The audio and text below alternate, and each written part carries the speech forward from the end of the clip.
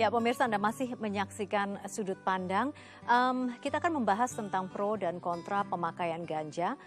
Tapi ada tamu saya, Dira Narayana dari LGN yang justru memperjuangkan untuk melegalkan ganja. Dan saya juga hadirkan Bapak Harmita, dosen farmasi dari Universitas Indonesia. Pak Harmita, selamat datang di Sudut Pandang. Dan juga bergabung bersama kami Ibu Joyce Jailani, seorang psikolog dan juga aktivis dari Yayasan atau Yayasan Permata Hati Kita. Oke, atau Yakita ya, Bu ya. Oke, baik. Mas Dira, sudah jelas ganja dilarang, ya. Ada undang-undangnya di Indonesia, begitu. Kenapa Anda ingin memperjuangkan agar ganja dilegalkan di Indonesia? Dilegalkan ini sebenarnya kan ini mimpi kita jangka panjang supaya pohon ganja bisa dimanfaatkan di Indonesia sebagai tanaman ya, untuk industri, untuk medis, untuk rekreasi.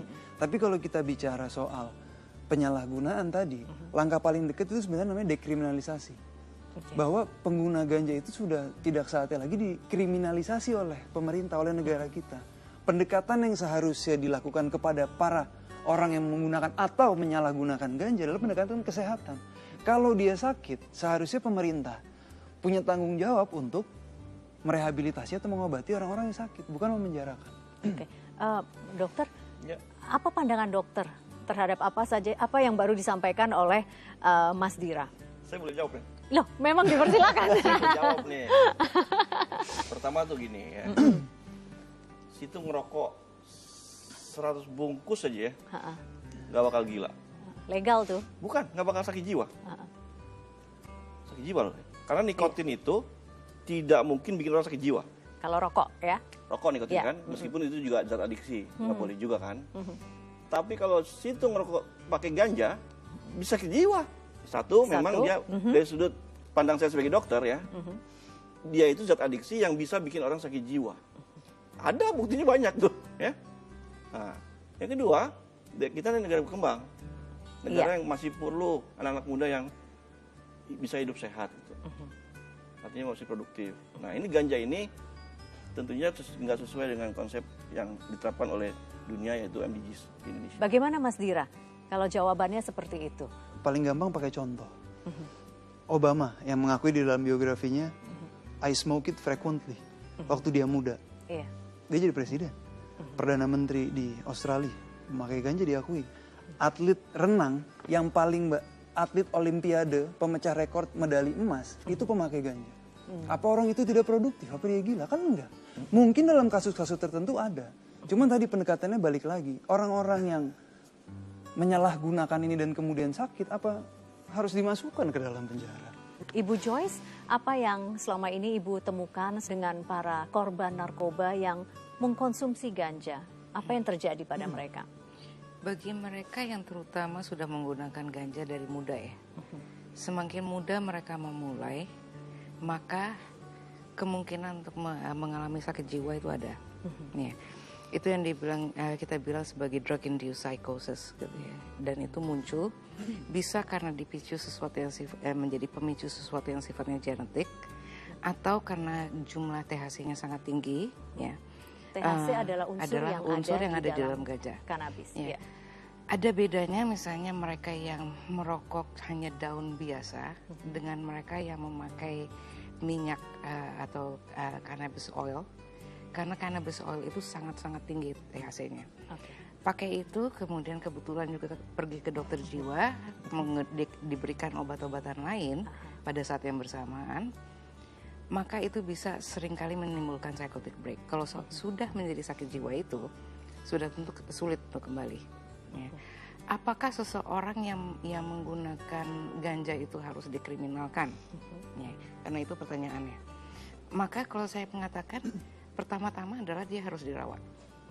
Ya, mungkin untuk mengatakan dekriminalisasi akan sulit, tetapi untuk mengatakan dia membutuhkan perawatan dan pelibatan dari orang tuanya dan lingkungannya yang berurusan dengan anak ini, itu yang sangat penting. Dan terus terang, seperti yang saya lihat itu banyak yang mengalami amotivational syndrome. Artinya apa? Artinya adalah Bu Joyce? tidak ada motivasi. Ada yang jadi presiden kata Mas Dira tadi. Ada bedanya, makanya. Kalau mau tanya Obama, sayang Obama nggak bisa di sini untuk diajak ngomong gitu ya. Tetapi sekarang gini, usia berapa dia mulai memakai? Gitu. Kalau misalnya dari umur 9, 11, 13 tahun, mereka nggak mempunyai kapasitas untuk membuat perbedaan. Kalau orang itu mengatakan, pecandu mengatakan, hidup saya. Oke, orang tuanya gimana?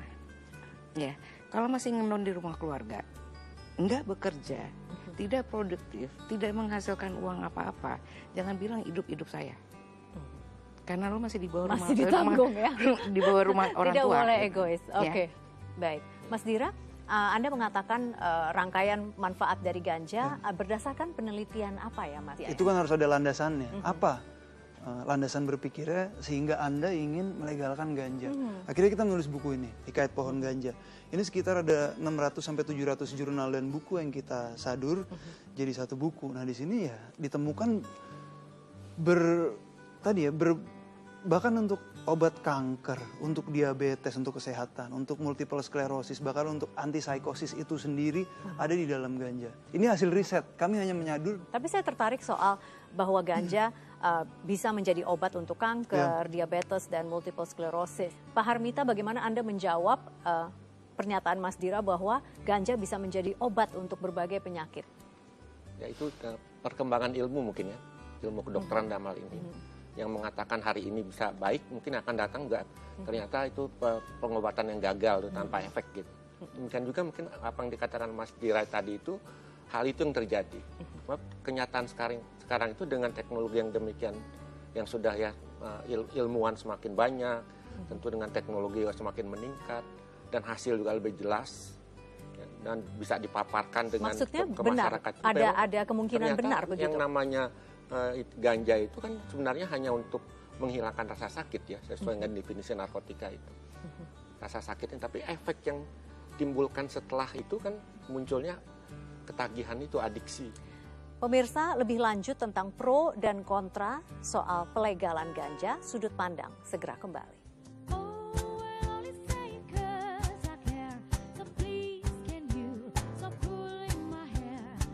Karena kan ilegalisasi ganja itu ya, itu juga adopsi dari luar negeri, cara yang lama. Dan di negara yang melakukan itu sudah terbukti gagal. Kenapa kita ikutin lagi?